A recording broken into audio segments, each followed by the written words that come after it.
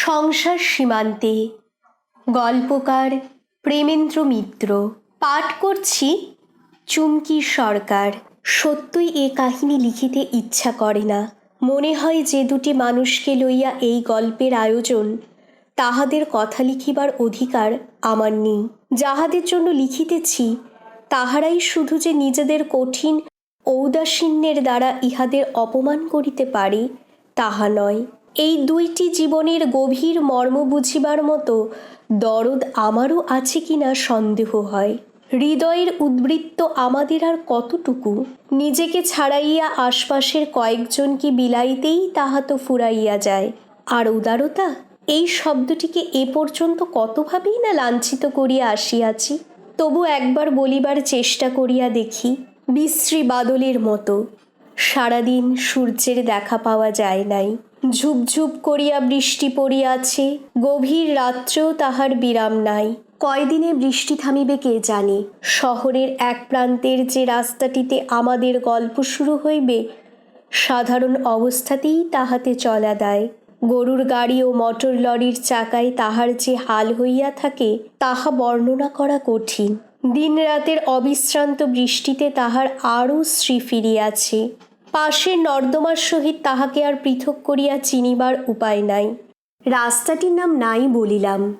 দুই পাশের যে কুৎসিত খোলা ও টিনের চালে ছাওয়া খুপড়েগুলি তাহার শোভাবর্ধন করিয়াছে, তাহাদের চেহারা হইতে রাস্তাটির পরিচয় মিলিবে। গভীর বাদলের রাতে রাস্তাটি একেবারে নির্জন হইয়া আসিয়াছে। আলোর ব্যবস্থা কোনো কালই ভালো নয়। যেটুকু ছিল বৃষ্টিতে তাহা নষ্ট হইয়া গিয়াছে। সেই অবিশ্রান্ত বর্ষণধ্বনি মুখর অন্ধকারে দেখা যায় রাস্তার ধারে একটি চালার সামনে স্তিমিতভাবে অত গভীর রাত্রেও কেরোসিনের ডিবিয়া জ্বলিতেছে। বৃষ্টির ঝাপটা হইতে সযত্নে দুই হাতে কেরোসিনের ধূমবহুল শিখাটিকে যে আড়াল করিয়া বসিয়া আছে, তাহার দুরাশার বুঝি আর অন্ত নাই।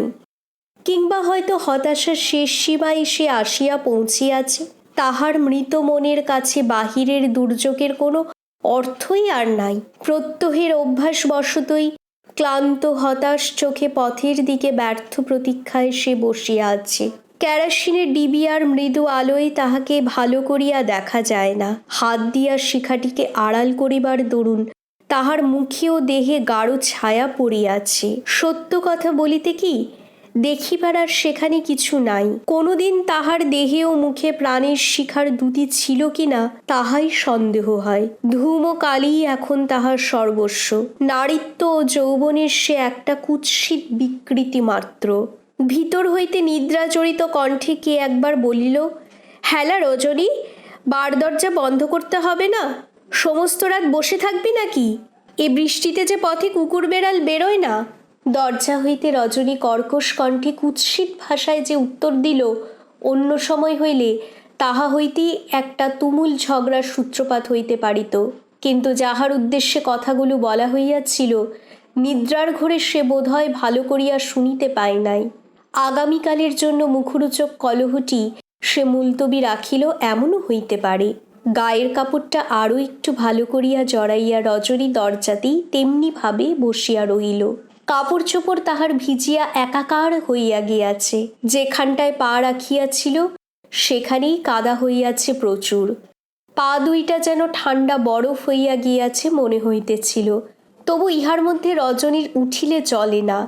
হয়তো এই দুর্যোগের রাত্রেও মাতাল হইয়া কেহ এ পথে আশ্রয়ের সন্ধানে আসিতে পারে। নেশার ঝোঁকে সে তো আর বাদ বিচার করিবে না। আরও ঘণ্টাখানিক এইভাবে কাটিয়া গেল। হঠাৎ রজনী সচকিত হইয়া কান খাড়া করিয়া রহিল।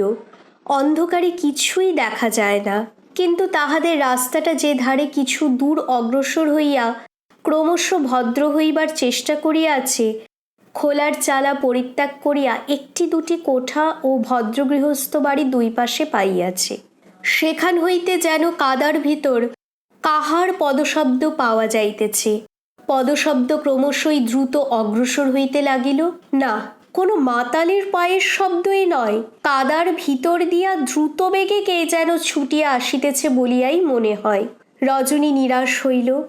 জল বৃষ্টির ভিতর দিয়া কেহ যে ঊর্ধ্বশ্বাসে তাহার ঘরে আশ্রয় লইতে আসিতেছে না ইহা ঠিক, একলা বসিয়া থাকিতে একটু বুঝি তাহার ভয়ও করিতেছিল। ভয় অবশ্য তাহার অমূলক, মানুষের কাজ হইতে আশঙ্কা করিবার তাহার আর কিছু নাই। জীবনের চরম ক্ষতি তাহার তো হইয়াই গিয়াছে। রজনী জোর করিয়া বসিয়াছিল। হঠাৎ অন্ধকারের ভিতর হইতে কৃষ্ণকায় একটি বিশাল মূর্তি বাহির হইয়া আসিল। আশ্চর্যের বিষয়, রজনীর দরজার কাছে আসিয়াই সে থামিয়াছে। পিছন দিকে একবার সে ফিরিয়া চাহিল, তাহার পর রজনীকে একেবারে বিস্মিত করিয়া দিয়া তাহারই কাছে আসিয়া চাপা গলায় তাড়াতাড়ি বলিল, চ তোর ঘরে চ। রজনী সত্যই এই আকস্মিক সম্ভাষণে একটু বিহ্বল হইয়া পড়িয়াছিল। প্রথমটা সে কোনো কথা বলিতেই পারিল না। স্থাণুর মতো যেখানে বসিয়াছিল সেখানেই নিশ্চল হইয়া রহিল।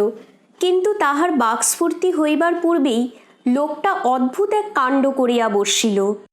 হঠাৎ নিচু হইয়া ফুঁ দিয়া তাহার কেরাসিনের আলোটি নিভাইয়া দিয়া সে বলল, ঢং করে তবু বসে আছে দেখো, কই তোর ঘর? এই অদ্ভুত ব্যবহারে ভীত হইয়া রজনী চিৎকার করিয়া উঠিতে যাইতেছিল, কিন্তু লোকটা তাহার পূর্বেই তাহার মুখে হাত চাপা দিয়াছে। রজনীর কণ্ঠ আর শোনা গেল না। লোকটা চুপি চুপি তাহার কানের কাছে মুখ লইয়া গিয়া বলিল, ভয় নেই, চেঁচাসনি। রজনী ভীত ক্রুদ্ধ হইয়া লোকটার হাত ঠেলিয়া দেবার একটু চেষ্টা করিল, কিন্তু সে চেষ্টা বৃথা। লোকটা অসুরের মতো শক্তিতে তাহার গলার কাছটা চাপিয়া ধরিয়া আছে। বেশি জোর জবরদস্তি করিলে বুঝি টিপিয়াই মারিবে। অজ্ঞতা বাধ্য হইয়াই সে চুপ করিল। লোকটা নিজেই উৎসাহী হইয়া টিনের দরজাটা বন্ধ করিয়া দিয়া আবার বলিল, কি এইখানেই দাঁড়িয়ে থাকবো সারা রাত? রজনী সত্যই ভয় পাইয়াছিল, বলিল, না, তুমি যাও। লোকটা অন্ধকারে রজনীর কণ্ঠ খুঁজিয়া লইয়া এক হাত দিয়া তাহা জড়াইয়া ধরিয়া হাসিল, বলিল, দূর, কোথায় যাব এত রাতে? আরও কিছু সে বলিতে যাইতেছিল, হঠাৎ বাহিরে রাস্তায় কয়েকজনের পদশব্দ শোনা গেল। সঙ্গে সঙ্গে দেখা গেল লোকটার ভাবভঙ্গিও এক্কেবারে বদলাইয়া গিয়াছে। সেই মুহূর্তে রজনীর মুখে হাত ঢাকা দিয়া তীক্ষ্ণ চাপা গলায় সে বলিল, টু শব্দটি করেছিস কি খুন করে ফেলব। রজনী অবশ্য চেষ্টা করিলেও শব্দ করিতে পারিত না। লোকটা যে জোরে মুখে হাত চাপা দিয়াছে। বাহিরের পদশব্দ উহাদের দরজার কাছে আসিয়া বুঝি খানিক থামিল। কয়েকটা লোক কি যেন বলা বলি করিতেছিল। তাহার পর আবার পদশব্দ দূরে মিলাইয়া যাইতেই লোকটা তাহার হাত তুলিয়া লইয়া হাসিয়া বলিল, কেমন ভয় দেখিয়ে দিলাম দেখলি? কিন্তু ব্যাপারটা যে ঠাট্টার নয় তাহা রজনী বুঝিয়াছিল।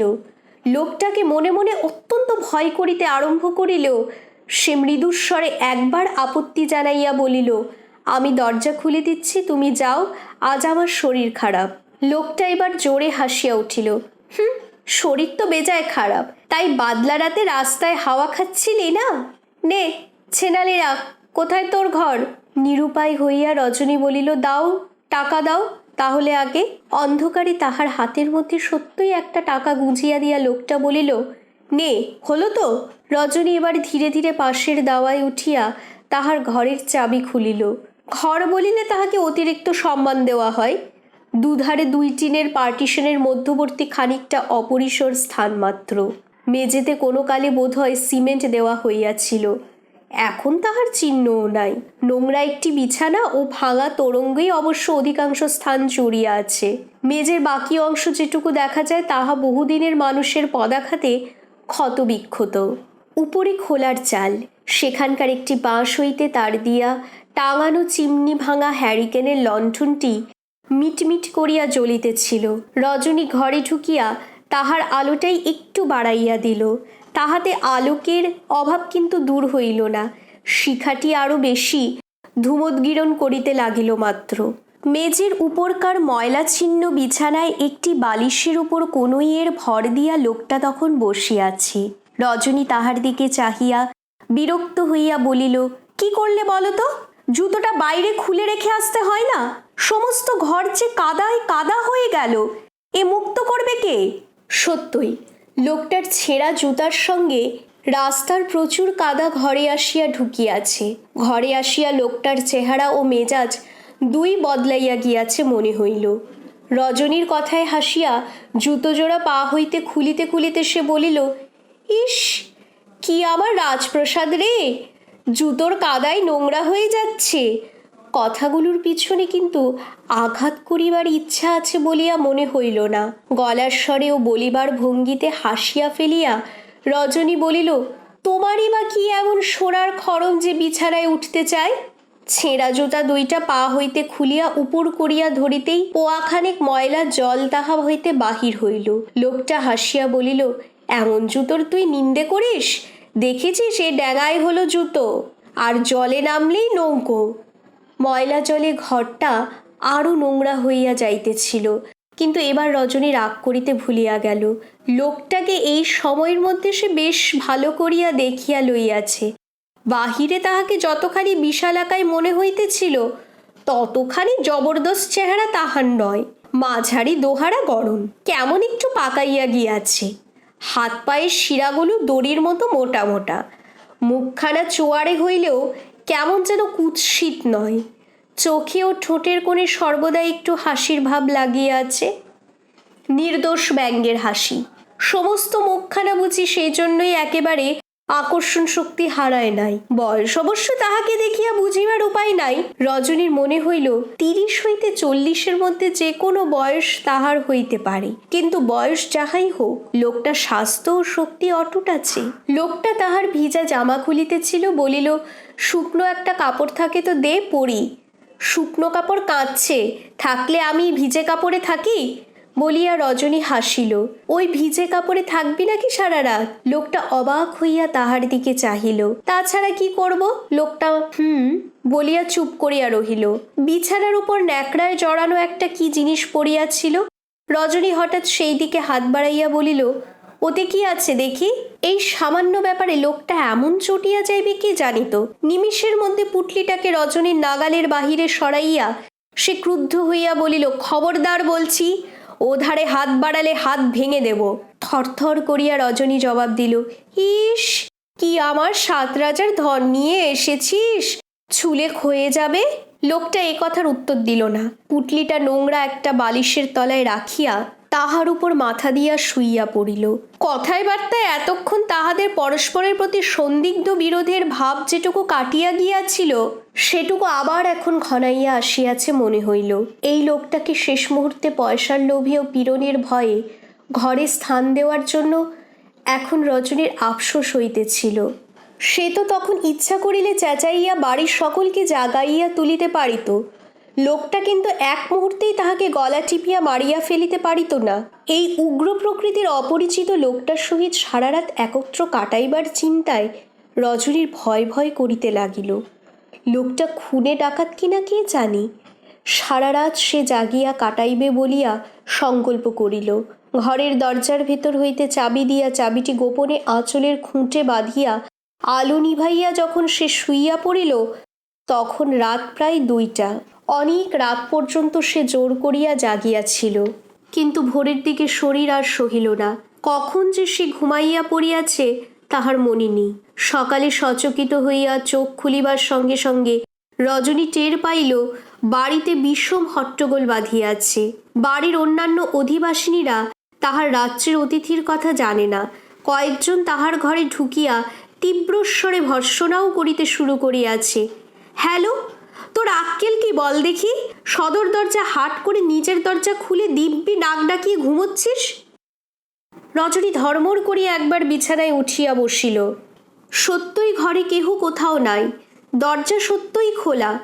কে আরেকজন বলিল, আমরা সবাই তো বেহুশ হয়ে ঘুমোচ্ছি, যদি সব চুরি হয়ে যেত। কিন্তু চুরি যা হইবার রজনীরই হইয়াছে। তাহার আঁচল হইতে চাবি লইয়া যে দরজার তালা খুলিয়াছে, টাকাটি লইতে সে ভোলে নাই। রজনীর সমস্ত মুখ কঠিন হইয়া উঠিল। অশ্রুর উৎস এক্কেবারে শুকাইয়া না গেলে সে বুঝে কাঁদিয়াই ফেলিত, কিন্তু তবু কাহাকেও সে কিছু বলিল না। এই নিদারুণ প্রবঞ্চনার কথা কাহাকেও বলিয়া সে হাস্যাস্পদ হইতে চাহে না।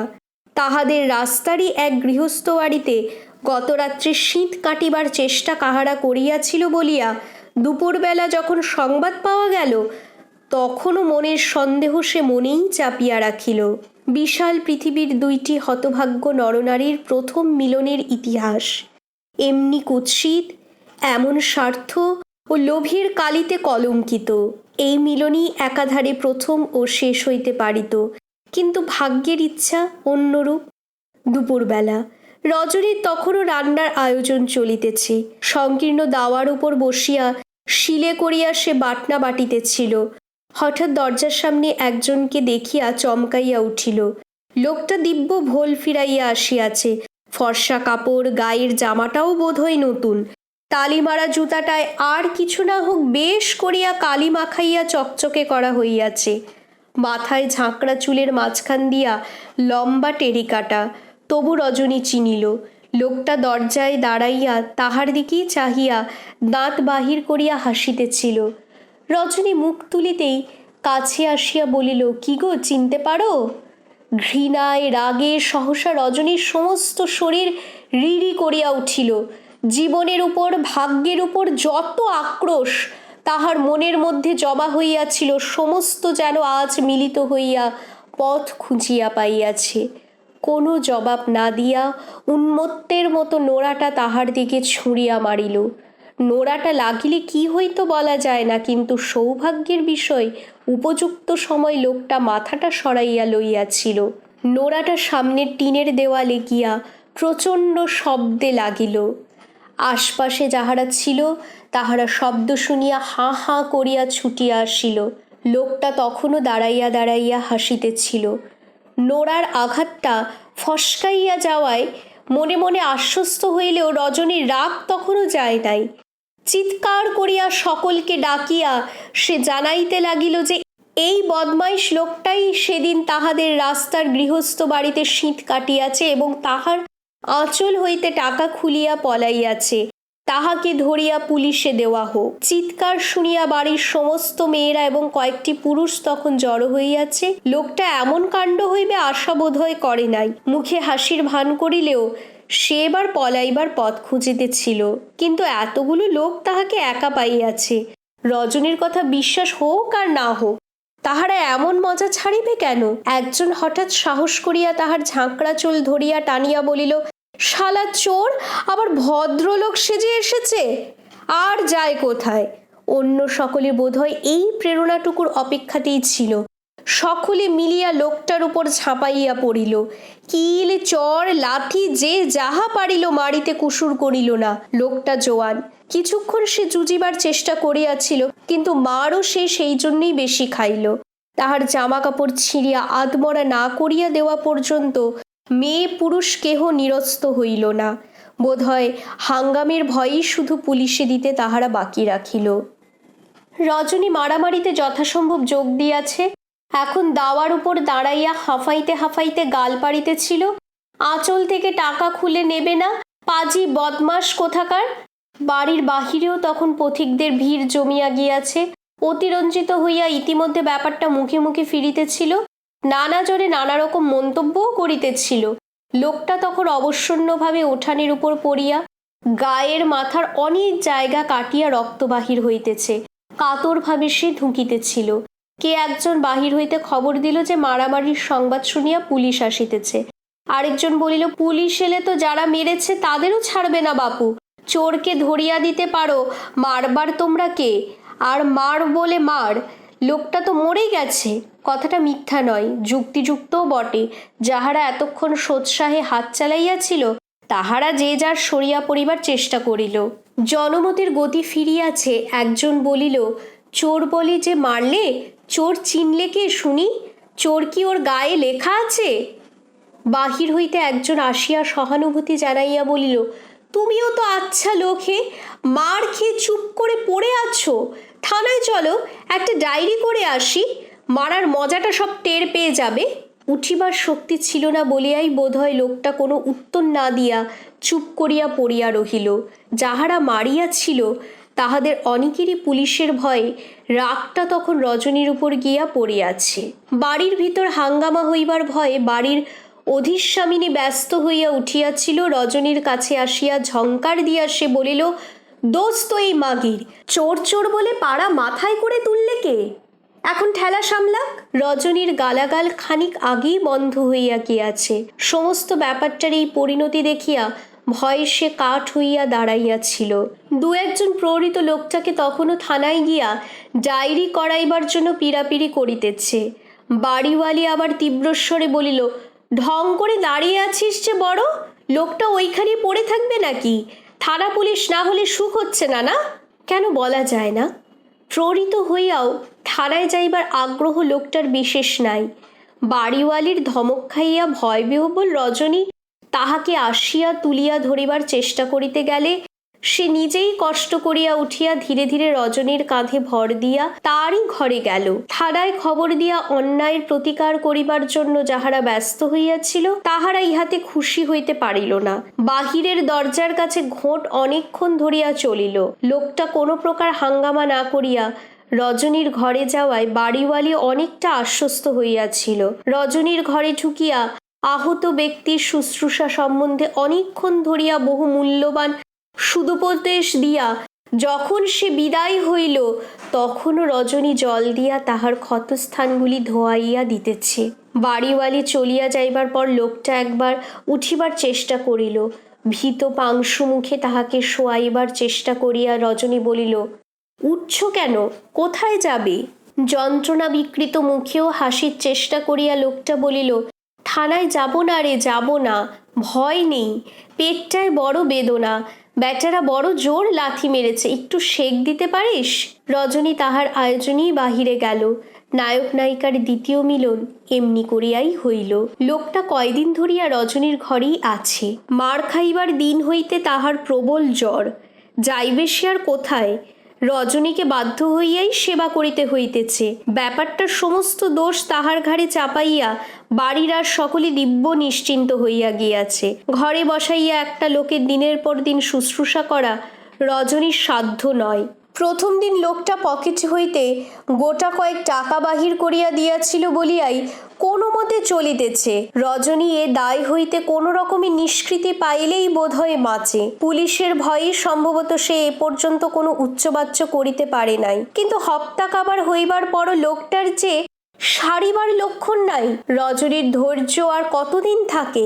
সকালে ঘায়ের পটি খুলিতে খুলিতে সে মুখ ঝামটা দিয়া বলিয়াছে, ভিটকেলমি করে কদিন বিছানায় পড়ে থাকা হবে শুনি? আমি আর পারবো না। তা যা হয় হোক, যা হয় হোকটা পুলিশের ব্যাপার সম্বন্ধে রজনীর সে ভয় এখনো বুঝি একটু আছে। লোকটাও সঙ্গে সঙ্গে উত্তর দেয়, পারবি নাকি? এতগুলো কর করে টাকা কি মাগনা দিলাম?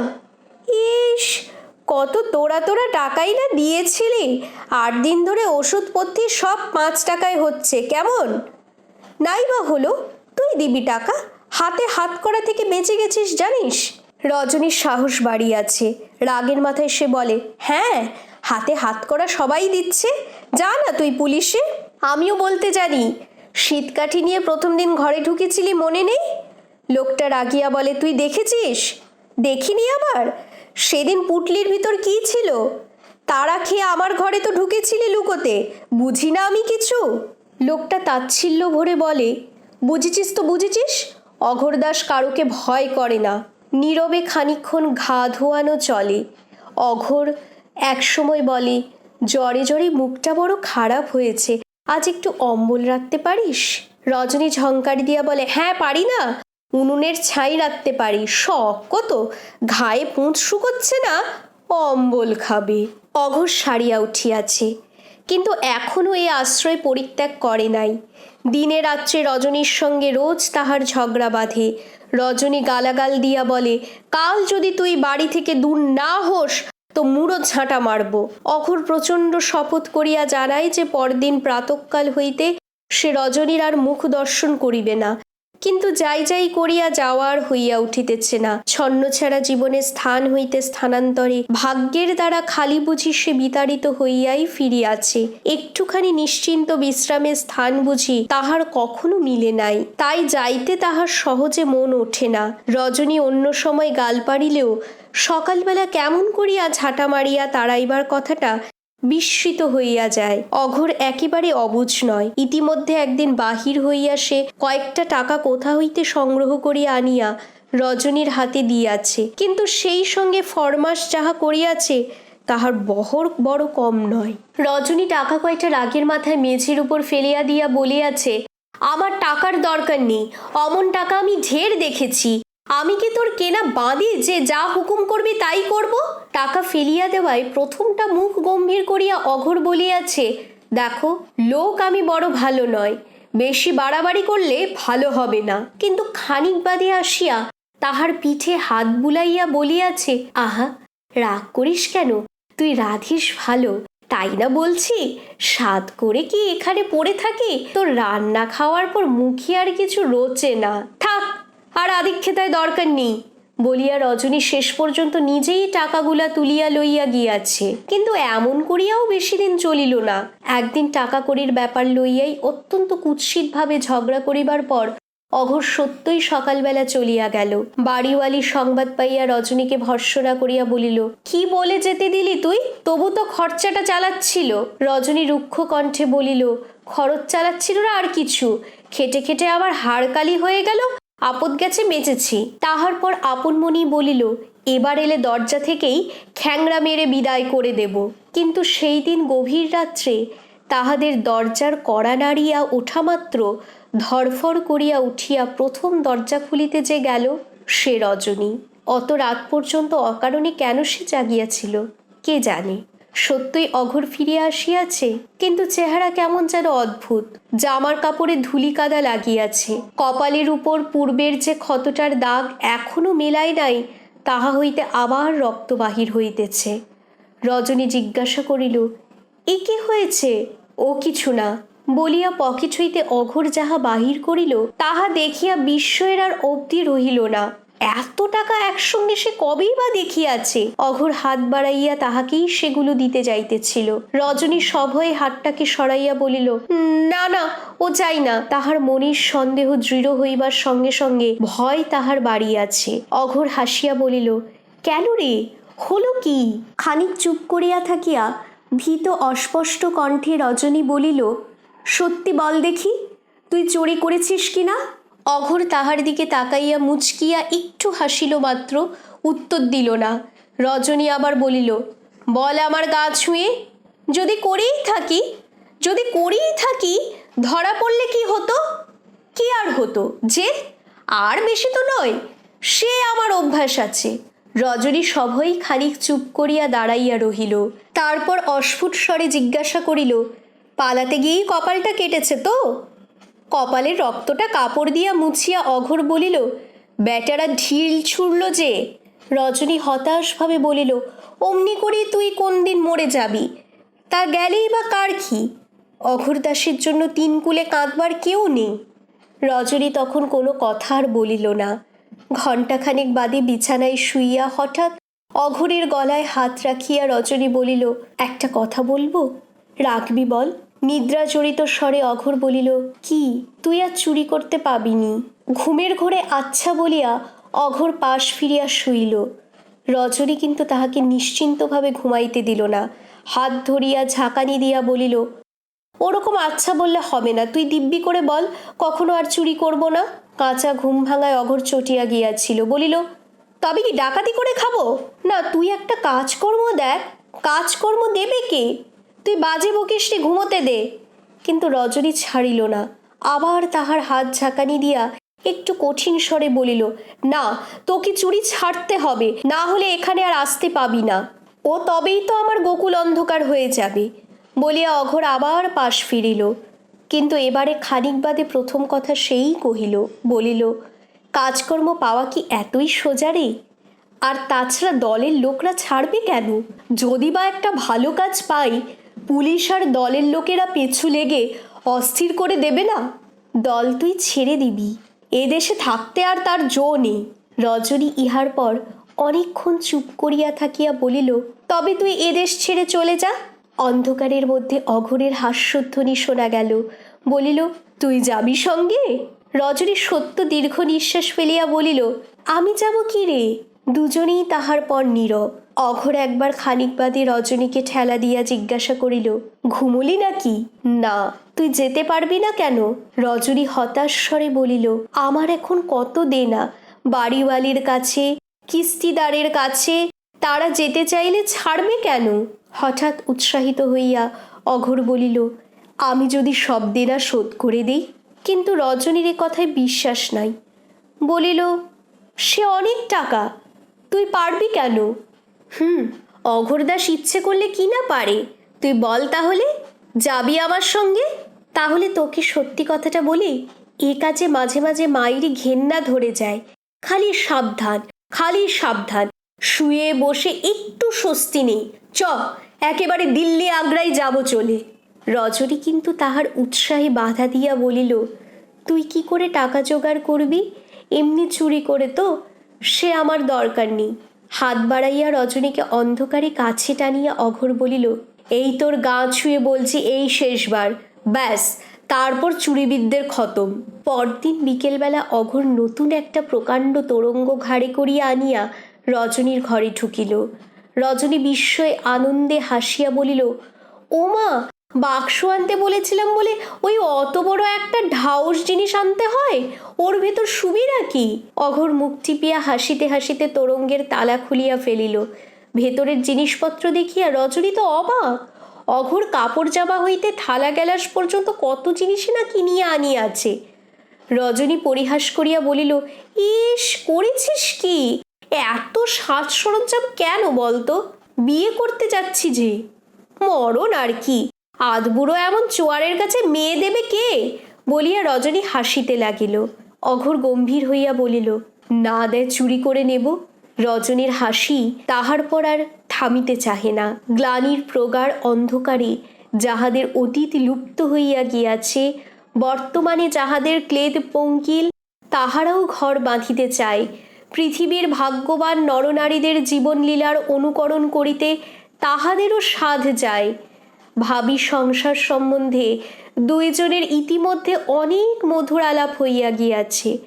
রজনী বলিয়াছে, যাচ্ছি বটে তোর সঙ্গে, কিন্তু সেখানে যা খুশি করবি আর আমি মুখ বুজে তাই সইব মনে করিস নি যেন। রজনী তেমন মেয়ে নয়, অত নেশা ভাঙ করা তোর চলবে না। অঘোর বলিয়াছে, আচ্ছা আচ্ছা, সে দেখা যাবে, কিন্তু আমিও লোক বড় ভালো নয়, বুঝেছিস? এখানে করিস করিস, সেখানে একটু বেতাল দেখলে আর আস্ত রাখবো না। সেই রাত্রে অঘোর আবার বাহির হইল। আর 20টা টাকা হইলেই রজনীর ঋণ সমস্ত শোধ হইয়া তাহাদের সব খরচ কুলাইয়া যায়। অঘোর তাহার বিদেশ যাওয়ার উপকরণ স্বরূপ অকারণে অনেকগুলো বাজে জিনিস কিনিয়া পয়সা নষ্ট করিয়া আসিয়াছে। রজনী সেইগুলোই বেচিয়া টাকা জোগাড় করিবার কথা বলিয়াছিল। অঘোরের আর নিজেকে বিপন্ন করিয়া কাজ নাই, কিন্তু অঘোর সে কথায় হাসিয়াছে মাত্র। বলিয়াছে, অঘোরদাস জিনিস বিলিয়ে দেয়, বেচে না, বুঝেছিস? তুই বাঁধা ছাদা করে সব ঠিক হয়ে বসে থাক দেখি, কাল ভোরের গাড়িতেই কলকাতাকে কলা দেখিয়ে চলে যাব। আদালতে কাজের চাপ সেদিন অত্যন্ত বেশি। রেজিস্ট্রির সামনে কোর্ট ইন্সপেক্টর কোনো মতে পূজার ঠাটটুকু বজায় রাখিয়া বলির পর বলি শেষ করিয়া চলিতেছে। ছোটখাট অপরাধীর বিচার রায় দিতে বিলম্ব হইবারও কারণ নাই। অনেকগুলি অপরাধীর বিচার হইয়া যাইবার পর একজন আসামি হঠাৎ কাঠগড়ায় উঠিয়া বিষম গোলমাল শুরু করিয়া দিল। বুড়ো মর্দ ছাড়া পাইবার জন্য তাহার মিনতি ও শিশুর মতো কান্না দেখিয়া আদালতের লোকের পক্ষে হাসি সংবরণ করা কঠিন। বিচারক নামটা ভালো শুনিতে পান নাই। জিজ্ঞাসা করিতে কোর্ট ইন্সপেক্টর গড়গড় করিয়া যাহা বলিয়া গেল, তাহার অর্থ এই যে আসামির নাম অঘোর দাস। লোকটা দাগি চোর, ইতিপূর্বে 5 জেল খাটিয়াছে এবং সেদিন আবার চুরি করিতে গিয়া ধরা পড়িয়াছে ইত্যাদি। আসামি তখন কাঠগড়া হইতে 2 হাত জোর করিয়া কাতরভাবে কাঁদিতে কাঁদিতে বলিতেছিল, হুজুর, ধর্মাবতার, তাহাকে যেন এইবারটি মাফ করেন। সে চুরি করিবার চেষ্টা করিয়াছে, কিন্তু কিছুই লইতে পারে নাই। সে হুজুরের পা ছুঁইয়া ও ঈশ্বর সাক্ষী করিয়া শপথ করিতেছে যে সত্যই আর সে এমন কাজ করিবে না। এ পথ ছাড়িয়া দিতে সত্যই সে চায়। এবার জেল হইলে তাহার সর্বনাশ হইয়া যাইবে। কোর্ট ইন্সপেক্টর তাহাকে ধমক দিলেন। পুলিশ প্রহরী একটা রুলের গুঁতা দিল, কিন্তু লোকটা নাছোড়বান্দা। চোখের জল মুছিতে মুছিতে একই কথা সে বারবার বলিতে লাগিল। লোকটার কান্না একটু অসাধারণ হইলেও এই ধরনের বদমাইশির সহিত বিচারকের পূর্বেই পরিচয় হইয়াছে। কোর্ট ইন্সপেক্টরের বক্তব্য শেষ হইবার পর তিনি রায় দিলেন। ইন্সপেক্টর তাহা অনুবাদ করিয়া অঘোর দাসকে জানাইল, 5 বৎসর তাহার জেল হইয়াছে। অঘোরদাস খানিকটা স্তম্ভিত হইয়া দাঁড়াইয়া রহিল।